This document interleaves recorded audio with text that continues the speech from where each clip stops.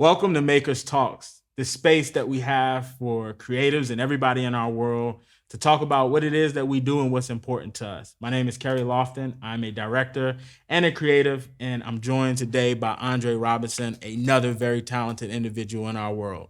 What's up, Andre? How you doing, man? What's up, Doc? I'm very aware of you. I've been following you for a minute. We've had a chance to work on some stuff together even.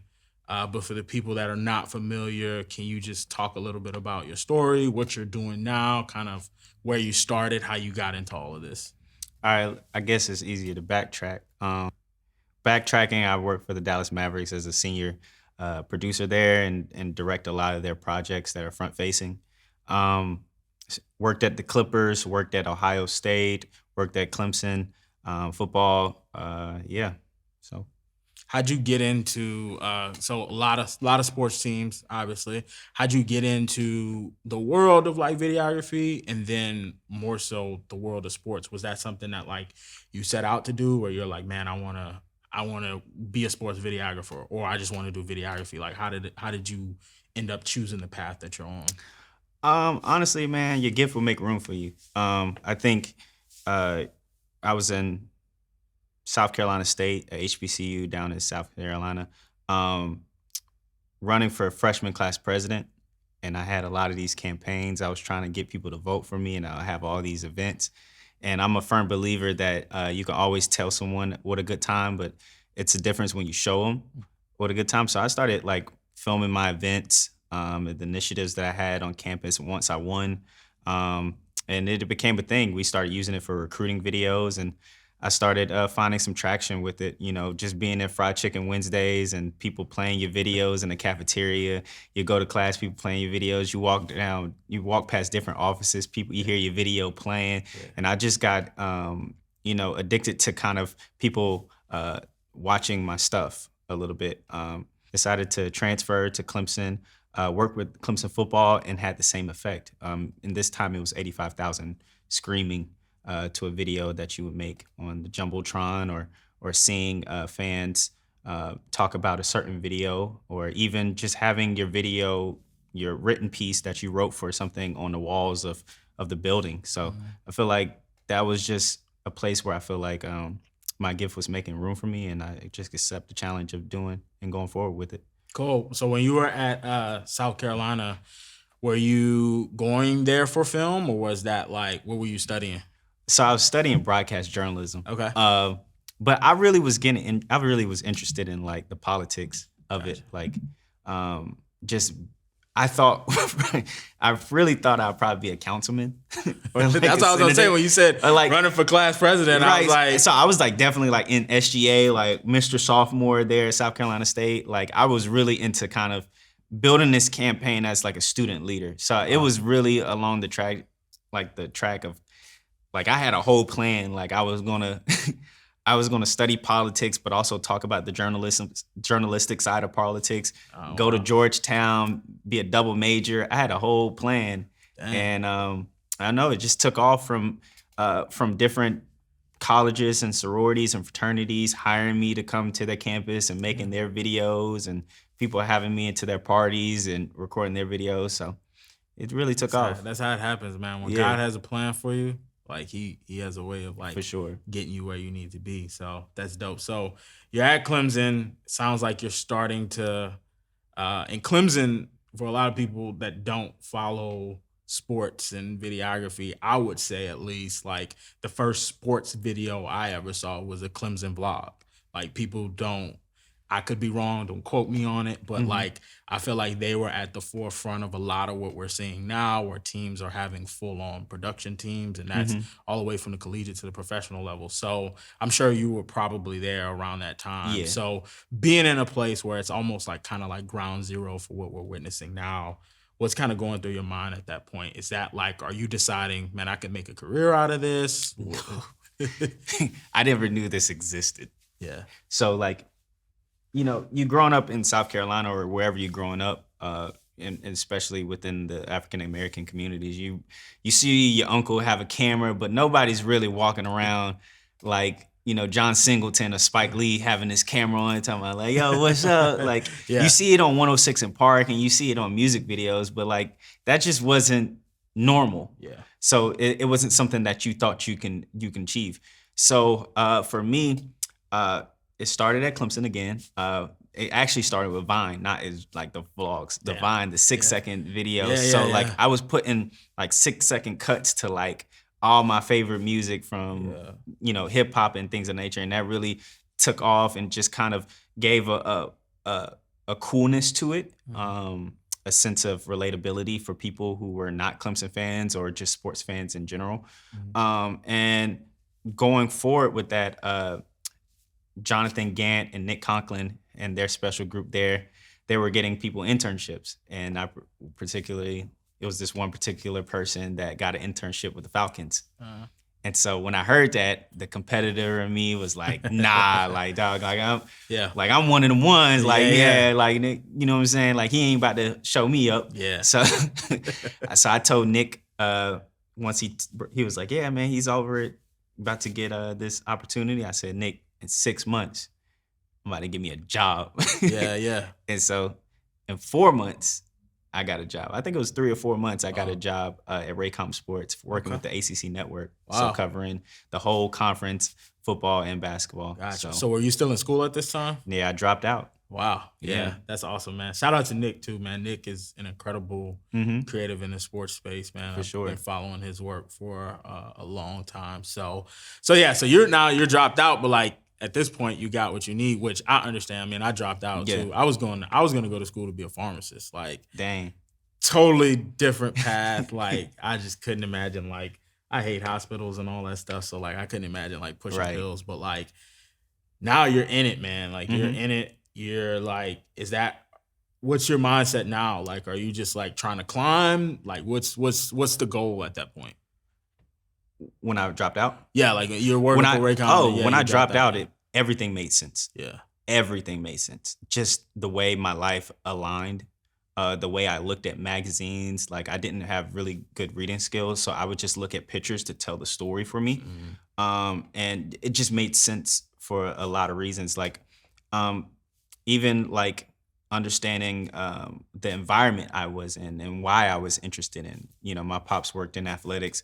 So like, the intro videos before Georgia basketball games or the intro videos before Georgia football games, those things, the banquets, and you have the highlight videos at the end, it created an environment for me to be interested in it because it was such an important thing. People would cut the lights down. People would, get ready in their chairs. Like, people would cry, people would smile, people were happy. And I don't know, like I said, when I would feel something from watching people at South Carolina State, even the president's office and the administration office watching your videos, it just felt like I was able to create an experience for someone and as they're watching. So I really enjoyed that part. That's dope. I love what you said when you said you didn't have good reading skills, so you relied on pictures to tell the story, and like what a strength that is for like what you're doing.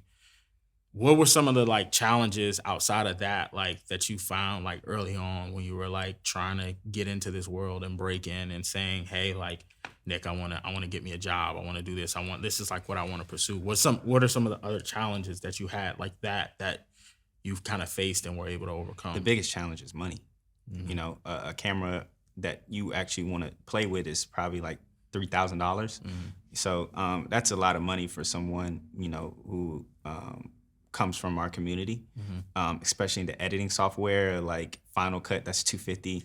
Or Adobe Suite at the time, I think it was a little bit more expensive. So you were trying to, it was an expensive thing a little bit to try to tap into. So the skills and the reps weren't necessarily being there unless I was in a Clemson football, unless an event was going on. I remember at South Carolina State, I would rent a camera for $200 and charge people $200.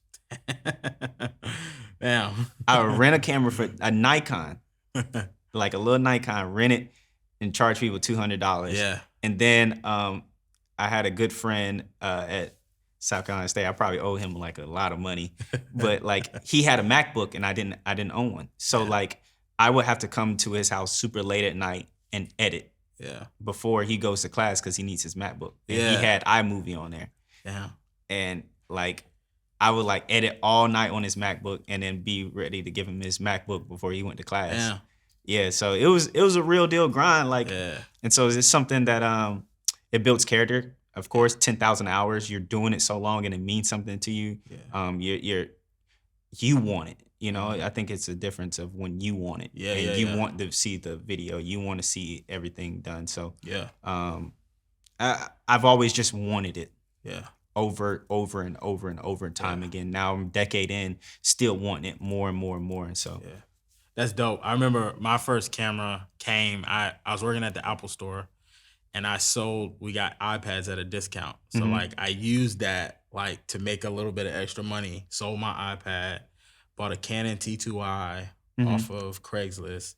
And same thing, I didn't have a laptop at the time. So like I would sit in the break room and use the IMAX in the back of Apple, editing my videos, trying to get it done in like a hour-long break, like not even eating. So I mean, I think that's a testament to like where you are now and the success you're experiencing and the talent that you have, because you're able to put that in. And I think too, like touching on it, and I would love for you to speak on this more, is like I talk to a lot of, especially sports. I feel like sports is very attractive to a lot of people in the creative world. They want to get in because they want to work with their favorite team or they want to work with their favorite athlete.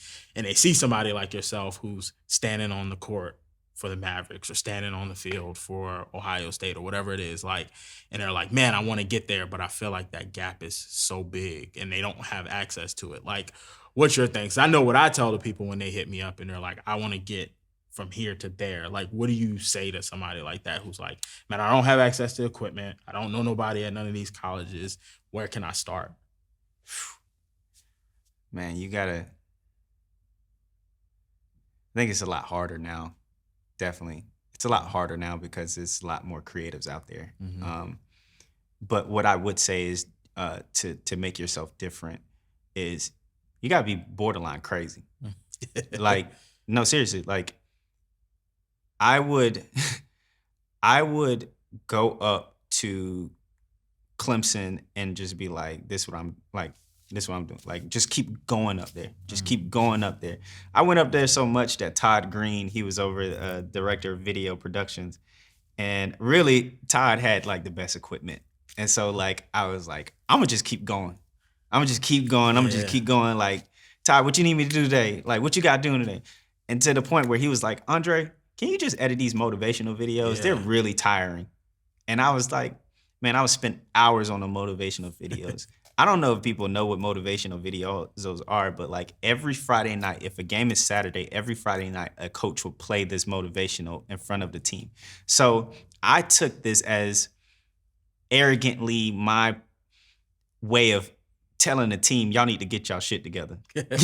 So, and I would come up with different storylines. I mean, Coach Sweeney absolutely love it. Like most motivational videos, it comes with like a military, like, hey, bond together and all this type of thing. And they kind of cheesy too, yeah, right? it's really Like, cheesy. Yeah.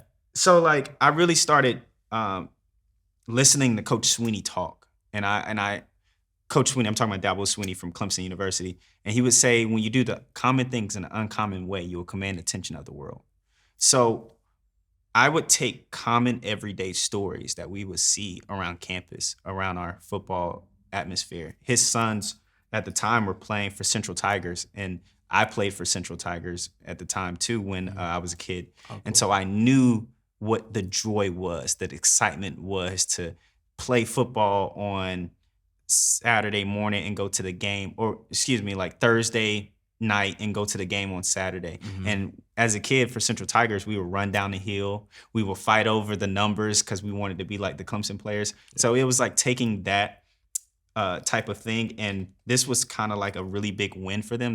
There was a night game at Louisville and Coach Sweeney was like in tears. Like he was just like, he was like, man, like that's my son. Like come, like Hunter Renfro catching the ball, and it turned, and then it transitioned to his son catching the ball with 13. Someone running the ball and they got the number 4 on, and then transitioning it to Deshaun Watson, and just painting the story of like, don't ever lose that joy when you play football. That's cool. So to lean it back to the question about what could you do to get yourself into sports is to be uncommon, right? You want to be uncommon as a person, as a creative. You want to be able to intersect yourself in a space where they say, hey, this person really wants it. It may not be the best, but they really want it. They're on point about how they want to execute a project. Yeah. They have so many ideas. They want to be around. They're filled with enthusiasm. They bring presence to the room. They're not just taking up space. They're not just someone like, hey, we got to move that person out of the way. It's like you got to come in and have a genuine want to attitude to be in sports. Yeah. I think that's big too, because I think especially with a lot of these like younger generation of creatives, they just think talent is enough. I'm good. My stuff is great. That's it. But like they're neglecting the customer service aspect of it. Oh, right. They're neglecting the business side of it. They're neglecting a lot of things that like matters when it comes to deciding who you give a job to. When I applied for the Cowboys, I had no sports experience. Right. And as I was sitting across the table from, who would then become my boss, he was like, yeah, man, your work is great, but like, you don't have any sports experience. And I said, yeah, that's great. I said, but, I didn't have any XYZ experience before I did all the other stuff that you're looking at and that you enjoy. And like that was something that I told him. I was like, nobody's going to outwork me. You put me, I said, my first couple of games might suck. Right. I said, but the work that you're seeing, that you're enjoying in all these other spaces, you will see that from me. And then also too, just speaking about being different, because that was something that I struggled with when I was working primarily on the team side of sports, was like, you got the same thing every single day, right? Everything's down to a routine. Practices at the same time. Even on a game day, players are walking in at the same time. It's all like kind of rinse and repeat. And like one of the things that I did, and I'm interested to know your process, was like I pulled inspiration from other places. So like I never wanted to get into a brainstorm meeting or whatever it is and say, let's look at what this team did, or let's look at what this team did. Like I was always like, oh, I saw this movie I want to read. That's gave me an idea. I saw this music video. I want to give me an idea. So like, how did you like keep yourself, again, going to your point of like doing the uncommon things? Where did you draw inspiration from? How did you keep yourself ahead of that curve? Well, I still want to continue answering this question about like, how do you get into sports? And as far as being uncommon, there's a lot of footage online.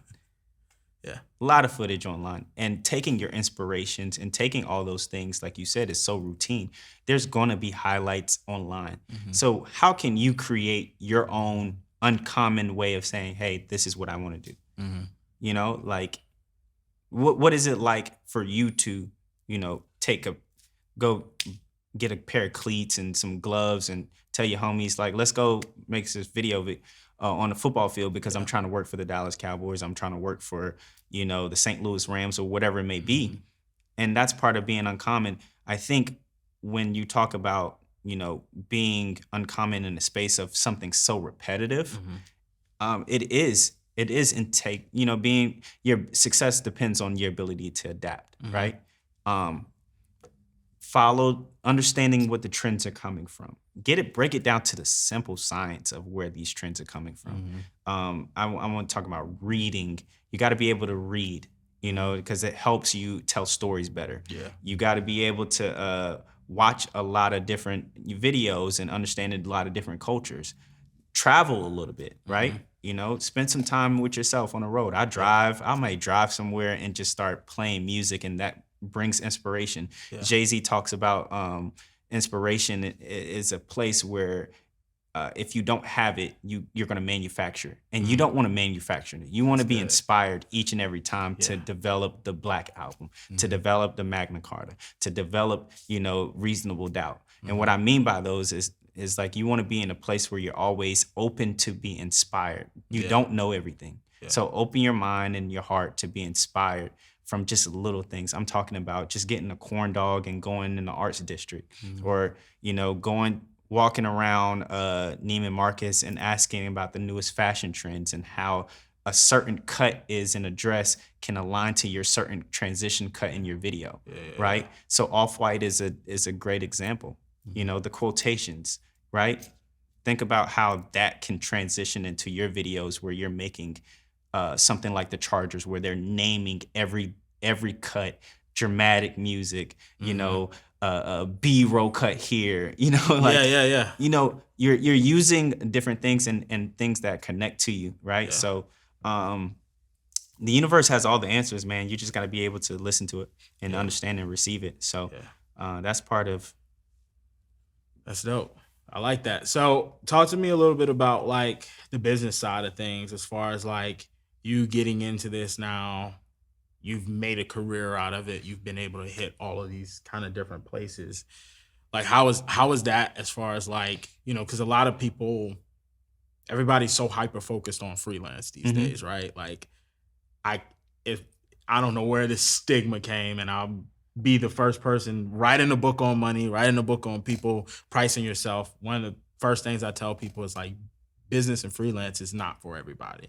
And It's it's not. not it's not a L if somebody else is It's signing not. your checks. Yeah. Like so I think I would love to like kind of talk about that because you've experienced success without having to go the route of like being full-time freelance. Like what does that look like for you and like how does I that actually took the time to do both. You're right. It was a trend of a lot of people going to freelance, especially just my peers. Mhm. Around the time, I want to say about 2019, a lot of my peers I started noticing everyone was leaving companies, going freelance, freelance, freelance. And it just sparked a curiosity for me. Like, what does that look like for me? Like, what if I started my own video production crew? Like, uh, what if I register my LLC? What if I start doing these type of things? And I actually got to see for it. And like you said, it's not for everyone. Mhm. Um, it depends on a lot of things in your life, man, and what you value and what you do. I'm gonna quote Jay-Z again: "Set the price and live your life." And so, if you feel like you like to be comfortable on the first and 15th, then hey, I like to be comfortable on the first and Yeah, 15th. Or you like to name your price and, yeah. do a certain amount of projects. I just no right or wrong answer. I think it's worked best for you, Mhm. um, because what my job is very demanding of my attention, time, and also just where my head is. I'm sacrificing a lot being in the team aspect, as someone would be sacrificing a lot being in the freelance aspect. Mhm. So it depends on, what you're willing to live with at the end of the day. Yeah. I love that. There's no right or wrong answer. Everybody's path is different, and Hmm. you might look up in a year and that may change for you. You know what I'm Right. saying? Like just like somebody I know plenty of people who have gone freelance, Hmm. dip their toe in that water and say, "You know what? I'm going back Yeah. to a full-time gig." Nobody like Hmm. we're not looking at them saying, "Ah, you couldn't hack it." You know what I'm saying? Like you Hmm. had to go run back and get a paycheck. Just like we're not looking at people who are jumping out into the freelance world as like better than anybody. You know what I'm saying? I think they all come with a different set of challenges and a set of pros and cons. And I think it's good. But just again, hats off as somebody I've been following your work, following what you've been doing with teams, following what Hmm. you do just in general, and you've had success in that area. So it's just a Right. hats off to you. For So sure. so I want to talk about like what it's like because I think part of what I've been able to see, I've seen even just on social media how like you interact with players and how you interact and what you're I've even seen it on shoots. I had an opportunity to Hmm. work on a couple projects with you, seeing just how comfortable you make the athletes that you're working with. What do you attribute that to, and what is that like? What goes into that process? I think it's just your authenticity Hmm. and just who I am, right? So, man, I think I'm a pretty big personality person. Hmm. So, uh I don't know, man. I can't answer that question because everyone is so different, right? And I think it's just for me, it's just can be able to communicate, be authentic, who I am, and just have a understanding and insert so much good energy into the room that everyone wants to work together. Hmm. I mean, and then also it's the little things, man. Like it's the habits of you know, we were able to work with Sean Marion on a project and bearing gifts for him to be excited about after Yeah. the shoot, or even just little things, man. Like who's going to turn down some Krispy Kreme donuts? Yeah, You yeah. know, who's going to turn down like the best snacks in the world? Like, I feel like, yes, we're here to do a job, but also we're having a good time. Like, I'm not here for a long time. I'm here for a good time. So, you know, we gonna make sure we have some, you know, some things that Yeah. curate that energy for Yeah. us. So, I think I'm a good vibe curator. Yeah. So, Yeah. And that's important, I think, talking about, again, thinking outside of just what you're creating. You know what I'm mhm, saying? Because sometimes we have to wear multiple hats. We're not right. just, it's not just on you to set the light up the right way or set the camera up the right way. It's on you to make people comfortable. It's, you know what Mhm. I'm saying? Especially when you're in these leadership positions. So I think that's awesome, man. We talked a little bit about this off camera, but I want to talk about it here as far as like, man, getting to that point, you know, we're talking about like behind the scenes and things like that. Cause I mean, you've been on some amazing projects, but like, there's not a lot of that out there. You also are kind of a little bit mysterious sometimes on social, you know, with I love the memes and all of the stuff that you post sometimes, but like talk to me a little bit about that, man, cuz we talked about like that balance of like obviously both of us have been blessed to be in some really great places and some really great rooms with people, but like it's hard too because like posting and showing what we do is what gets us that work. But then also like we don't always have the time. That's not always the first thing on our mind. So talk to me like how you've like managed that balance of like, here's my brand I got to put out on social media, but then also like you said, I'm focused on trying to just make the best stuff.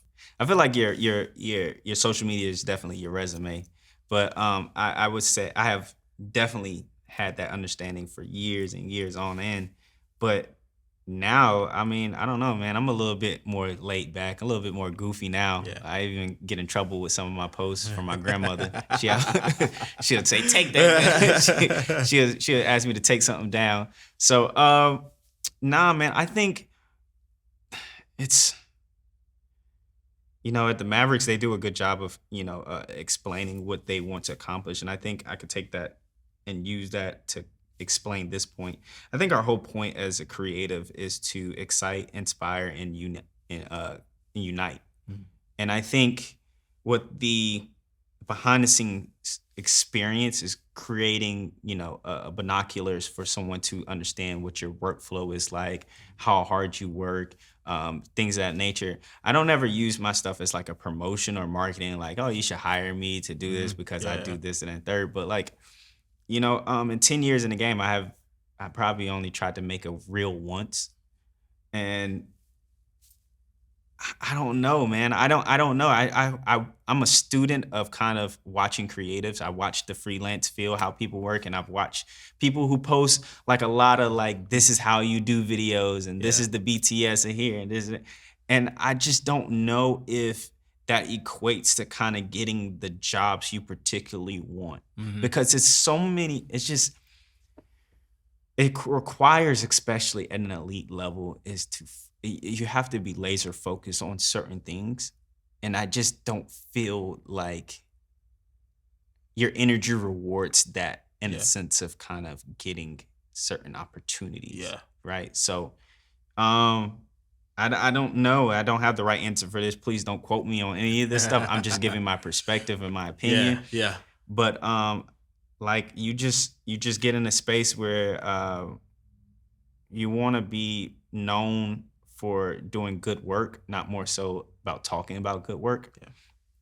And it's not shots at anybody, because I don't know what, you know, what that does for everyone, because I think about it all the time. Yeah. Like, what if I like start like, you know, acknowledging certain videos that I see Yeah. and like, oh, this was a good thing, and start breaking down the elements in that. Like, what Yeah. does that put me? Or Yeah. does that even get me closer to the goal Yeah. that I want to get to? Or should I focus on just writing the notes down, taking that information, and then kind of not showing my face on it? It's kind Yeah. of like it's a spades game when it comes to like a lot Yeah. of things. It's like you got to hold that ace, you know, a little bit. So Yeah, yeah, and I think it's all about like the brand you build. Cause like yeah. for me, definitely like, you know, I went from a point of like posting everything I was doing and people growing to love that.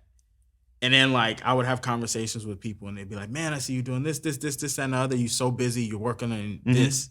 And I'm not saying I'm busy or none of that.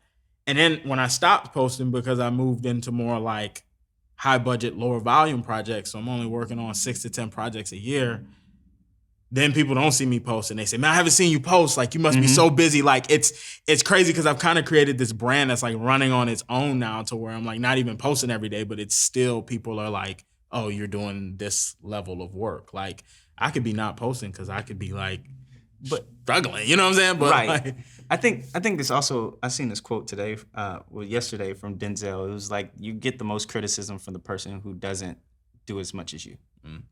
And it's like, I don't think, we can never confuse productivity with like, results. Results matter. That's real. And just being productive or posting a lot doesn't equate to kind of you being impactful in the space of your goals. Yeah. So, I mean, it depends on whoever goals it is. If this person says like, hey man, I want to start selling, this content to big books and all this type of stuff, it makes sense for you because you have a book of like, this is how you do this. So it's like important for you to do that.